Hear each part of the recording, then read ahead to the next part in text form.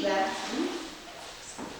esa directiva significa que se liberalizan todos los servicios públicos en Europa. Y si antes había mercados protegidos, ahora es competitivo. Por eso hay tantas opciones. Yo me puedo tener a Endesa, a Iberdrola, no sé qué, a no sé cuántos. Puedo tener compañías telefónicas, en principio, en Ciudadanos, no ningún problema. Ahora, ¿qué pasa? Cuando había el sistema anterior, había un margen para la protección social.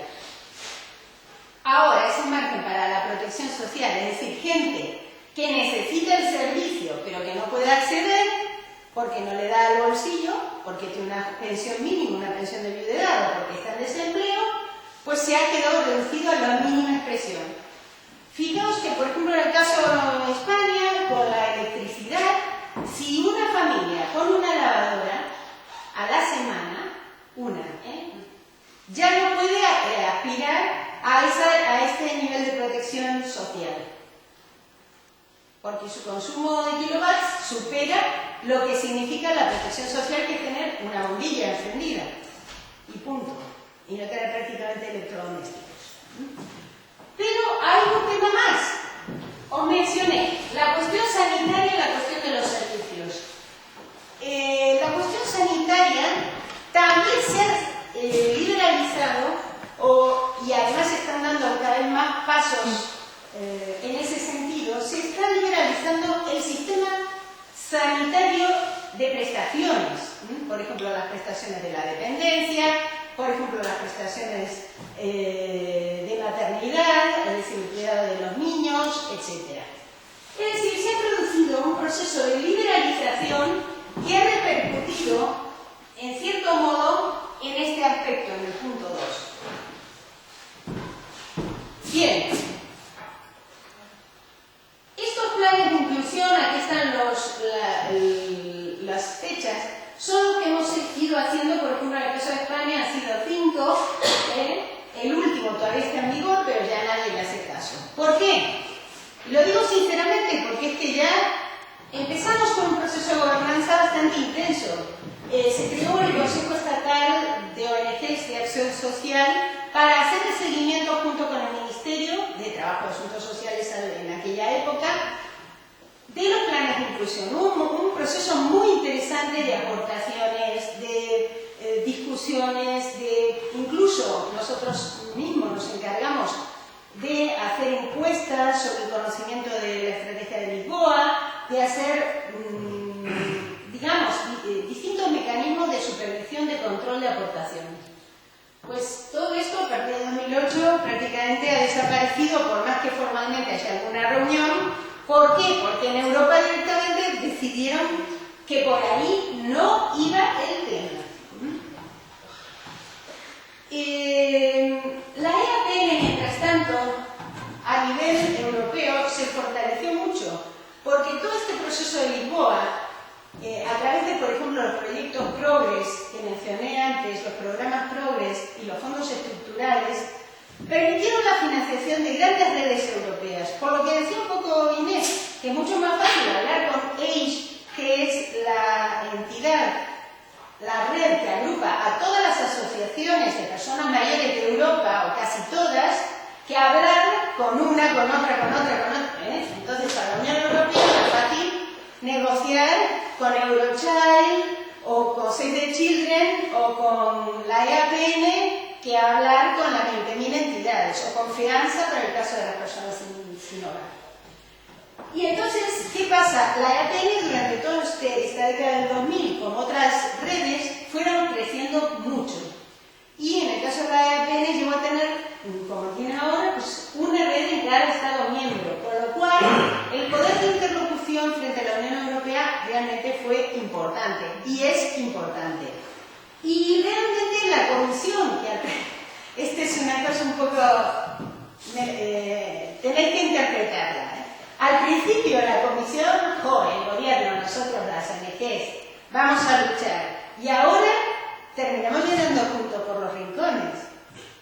Es que os lo puedo asegurar, vamos, que Antonia Caparelli, que la gente que antes eran los que estaban así muy envirreados y muy desde el puesto de poder, ahora están participando en las estas reuniones de APN totalmente helpless. Es decir, ellos impotentes frente al avance de todo este proceso consistente en alabar todo lo que sea crecimiento económico, en todo caso que lo social pase por el empleo y la lucha contra la pobreza, que tiene un componente muy, muy concreto, pues relegada hasta las últimas consecuencias. Entonces,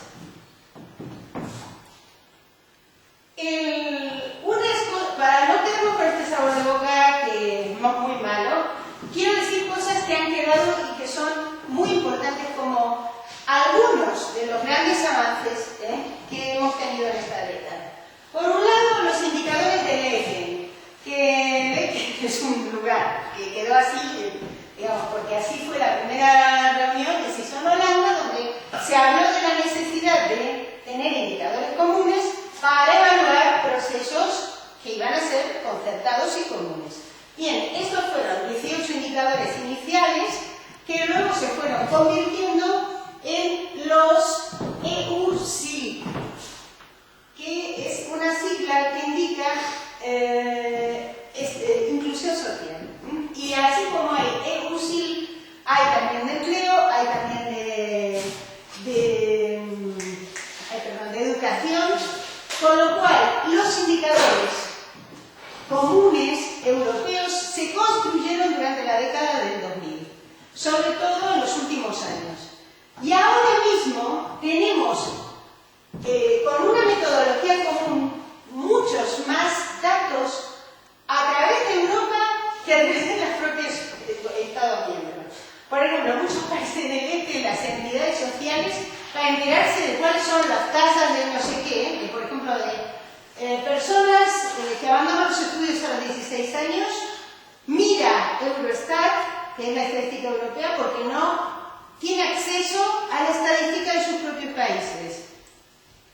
O sea, que esto se ha convertido realmente en una fuerza, en una fuente de poder para las entidades, para los académicos, y un aspecto importante, porque Eurostat ha desarrollado todos estos indicadores con una metodología común. Deciros que el 20% de desempleo lo teníamos con la metodología de Eurostat, el 19,8%, la teníamos en octubre del 2009, en España, con esa metodología común, que es la que nos permite comparar con el 10,9% de la media europea. Si no, no podemos comparar el 20% nuestro con el 10,9% de la media europea, porque están calculados de manera diferente. Es decir, que ahora mismo, según la metodología de Eurostat, hay más del 20%. ¿Vale? Algunos indicadores muy buenos son, por ejemplo, impacto de las transferencias sociales en la reducción de la pobreza. Una de las maneras que tenemos de saber si las políticas sociales funcionan o no es saber qué pasaría si no estuvieran, ¿verdad? Si sabemos que están y tenemos esto, y si no estuvieran, ¿qué pasaría? Pues esos cálculos están hechos en Eurostat. Si no estuvieran las transferencias sociales, la tasa de pobreza en España sería el 27%, la general. Pero también se ven los niveles de eficiencia en la reducción de la pobreza. No todos los países usan de la misma forma eficiente los recursos que destinan a la reducción de la pobreza. España, junto con Bulgaria, es el segundo país más ineficiente